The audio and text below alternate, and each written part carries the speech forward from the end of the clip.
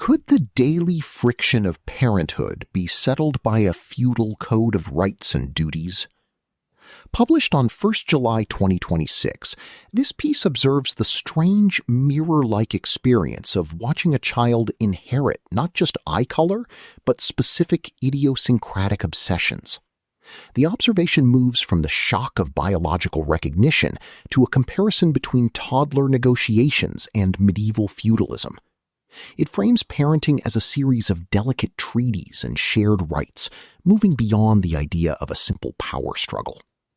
The result is a meditation on how the past repeats itself in the nursery, often in ways that are both funny and slightly unsettling. Written by Scott Alexander in Astral Codex 10. Narrated for Arva.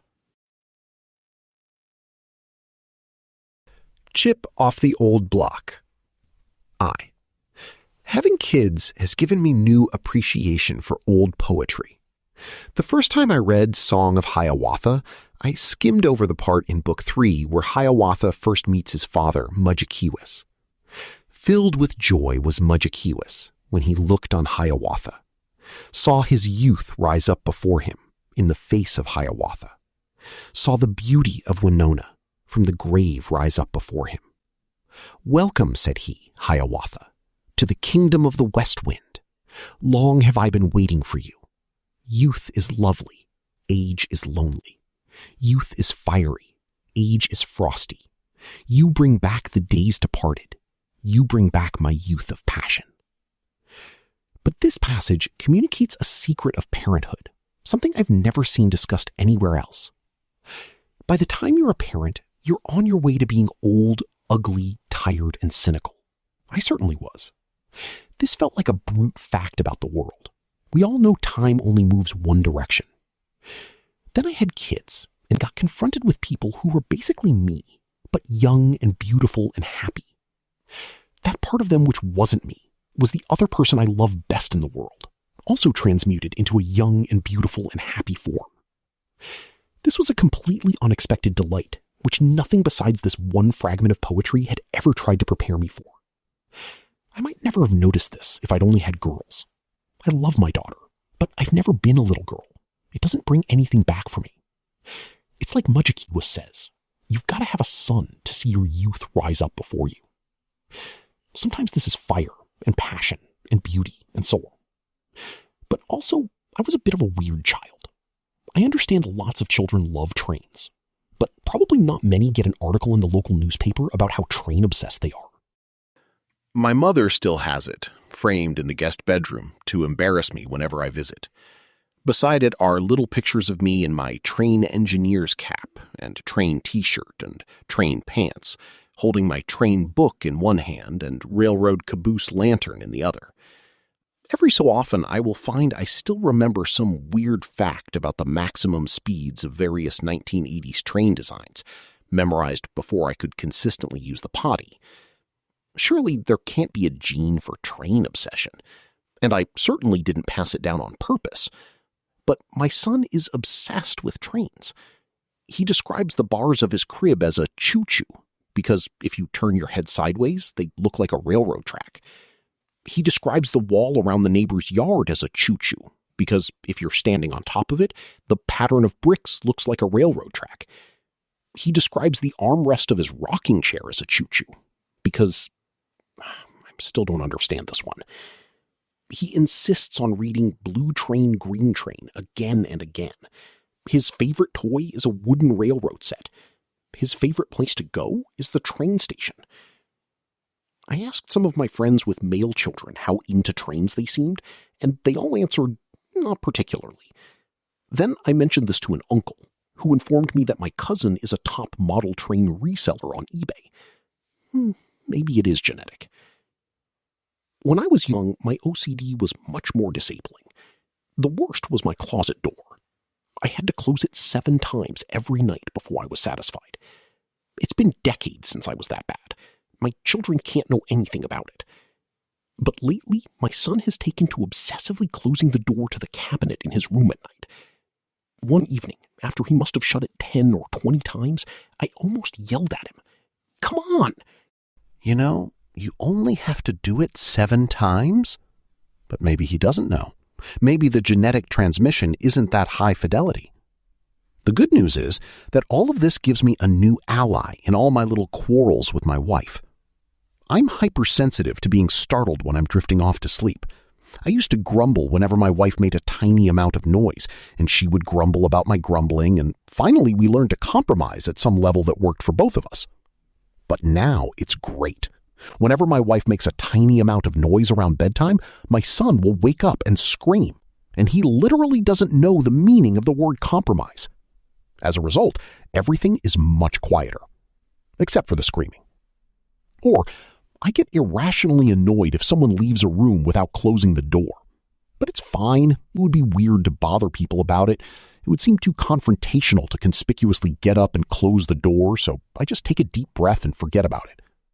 Except that now I don't have to, because my son immediately gets up from whatever he's playing with and closes the door for me. The bad news is that my daughter has inherited all of my wife's traits, so now it's 2-2. My room and my son's room are spotless. My son refuses to sleep if there's even one toy on the floor. My wife's and daughter's room look like a trailer park after a tornado. To my son and my dismay, they both hum wherever they go. Also, my wife is always grumpy in the morning until she drinks her tea. My daughter is grumpy in the morning until she pretends to pour liquid from her little toy teapot into her little toy teacup and then pretends to drink it. Maybe it's not fully genetic. Other times, our traits combine in unpredictable ways. I don't like bugs. They're gross and creepy, and sometimes they bite or sting you. But my wife has an entomology degree and a lifelong passion for the subject. This doesn't exactly look like loving bugs. It's more that she has a map in her head of all their little alliances and takes sides in their tiny, pointless feuds. No, you can't kill that beetle. It eats a bug which kills butterflies, which means it's one of the good ones. Still, compared to any normal person, she loves bugs is a fair low-level description. On our honeymoon in South America, a tour guide pointed out some especially horrible millipede, and my wife reached down to pick it up, and the tour guide freaked out and eventually apologized for not mentioning that you shouldn't do that, with his excuse being that nobody before her had ever tried. My son combines these traits like this. He will scour our house for bugs. He is very good at it. When he finds one, he will kneel down, put his face right up to it, stare intently, then say in a monotone, "Mine no like it. Daddy bring outside." I will explain to him that it's just a gnat or an ant or something, and I don't care, but he'll continue to obsess and say, "Mine no like it." Finally, I'll put it on a piece of paper or in the bug tube or something and bring it outside. He will follow, and once I set it outside, he'll kneel next to it, continuing to stare at it, watching to see where it goes. If I ask him what he's thinking, he'll just repeat, "Mine no like it." 2. Along with inheriting our preferences, our children have inherited our skills. I've seen other 2-year-olds draw. Draw isn't even the right word. They scribble random loops all over the paper. My son does this too. My daughter doesn't. She draws perfect little circles. Sometimes she'll say she's drawing a person, and it will actually look like a little person with eyes and a nose. I ask my wife how we got a child who is good at art. She sheepishly admitted that her mother had been a child prodigy at drawing. Art schools had competed to have her. She'd given up on it because it felt too easy, ? And become a math professor instead. I had never heard this story before. I just knew her mother taught math. But here was our daughter, drawing surprisingly person-like people. As for my son, we'll have to see. He already narrates all of his thoughts. Since he's only 2, his thoughts are pretty rigid and stereotyped. Every evening as he goes to bed, he will say, "My go to sleep this way." Because as a child, he used to sleep facing the door, and now he sleeps facing away from the door. And even though it's been months since the change, he still finds it worthy of remark. Every morning when he wakes up, he says, "Oh, it day," because it is daytime. Then he says, "My upstairs time," because he is excited about going upstairs. Then he reaches the top of the stairs, looks out the kitchen window, and says, "Oh, it day here too," because it's also day upstairs. I'm not claiming any of this is smart or interesting. I'm claiming he constantly says whatever he's thinking about to anyone around him, no matter how irrelevant and repetitive, and that this is, of course, the first sign of a future great blogger. My daughter is much more reserved, which is one reason she gets short shrift in all these parenting posts. If you're reading this years from now, sorry, Lyra. My son has another characteristic of great writers, which is that he loves judging things. His two favorite judgments are, "It very funny," and "That no actually nice," which he deploys in mostly inexplicable ways. And yes, he does say, "That no actually nice." I've always been sensitive to overusing the word actually in my writing, but I must overuse it in my speech too, because he picked it up before being able to consistently use the word is. As a result, he sounds like one of those Far Side cavemen, combining big words with comically inappropriate grammar. This is another skill of both our children, maybe all children. They're very linguistically productive. Something about having lots to say, plus minimal command of the language, lets them coin extremely memeable phrases. My wife and I have started communicating in child phrase memes. If she teases me, she'll say, "It very funny," and I'll answer, "It no actually nice." Then she might respond with, "It yes actually nice," which is how our kids argue. Many years from now, my children will hopefully have grown into great writers and intellectuals, and at the same time, my wife and I will have degenerated into speaking entirely like toddlers. 3. I've written about transgender issues, racial IQ differences, and the Gaza war. Compared to these, writing about my kids should be a walk in the park, if only. The online parenting community is large, opinionated, and vicious. I use the term parenting community loosely. Many of these people have no children of their own, just strong opinions on how other people should raise theirs. In particular, if I ever admit that I'm disciplining my children less than maximally hard, or letting them get away with anything, or taking their preferences into account at all, a horde of "I don't have children myself" butts will show up to tell me that I'm a terrible dad and my kids will grow up spoiled, weak, soft, and probably end up on welfare or in prison or writing for the New York Times. Earlier this year, I mentioned that my son uses various stalling tactics to delay his bedtime, and I briefly became the Twitter main character and 2020's face of bad parenting for not cracking down on him harder. So I owe you an update. My son doesn't stall his bedtime anymore. This didn't require any change on my part. He just sort of grew out of it, as I hoped and predicted. How can this be when, in the words of some commenters, I was paying the Danegeld by agreeing to his various inane requests? Sticking to medieval analogies, the Danegeld was an anomalous institution, a product of non-iterated games by new civilizations encountering each other for the first time. It contrasted with the foundational background of the medieval world, feudalism, a bundle of specific, culturally evolved rights and duties, stable across years and centuries. James Scott memorably describes its rich complexity, starting with the seemingly simple rule that serfs were supposed to give their lords a certain number of baskets of grain per harvest. Virtually every year in early modern Europe were endless micropolitics about how baskets might be adjusted through wear, bulging, tricks of weaving, moisture, the thickness of the rim, and so on.